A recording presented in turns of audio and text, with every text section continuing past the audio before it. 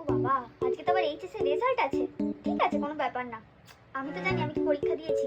আমি এটাও জানি যে আমার এই রেজাল্ট নিয়ে আমি যে কলেজের ফর্ম তুলবো সেই কলেজের ফার্স্ট লিস্টেই আমার নাম থাকবে। আজকে এইচএস এর রেজাল্ট।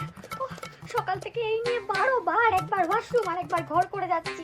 12 বার পটি হয়ে গেছে, আর একবার গেলে তো আমি মরেই যাবো। টেনশনে তো আমি থাকতেই পারছি না, কি হবে। ও মা, তুমি বলো না কি হবে।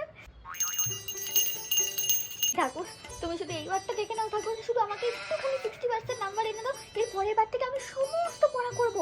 প্রমিস, প্রমিস, পাক্কা প্রমিস। কি আজকে এইচএস এর রেজাল্ট? ও ঠিক আছে, কোনো ব্যাপার না। দেখ, যা হবে দেখা যাবে, ঠিক আছে। ফিউচারটা তো ফিউচারই জানে, তাই না? ফিউচারকে কি তুই আমি যতই চেষ্টা করি আমরা কি চেঞ্জ করতে পারবো? টেনশন করে লাভ কি? আরে বাবা, এত চাপ কেন নিচ্ছি? আমি তো এই তো টিভি চালালাম। না তুই একা একা টেনশন নে, আমাকে টেনশন দিস না। কি বেকার টেনশন করে কি আমি দেখি, একটুখানি টিভি দেখি।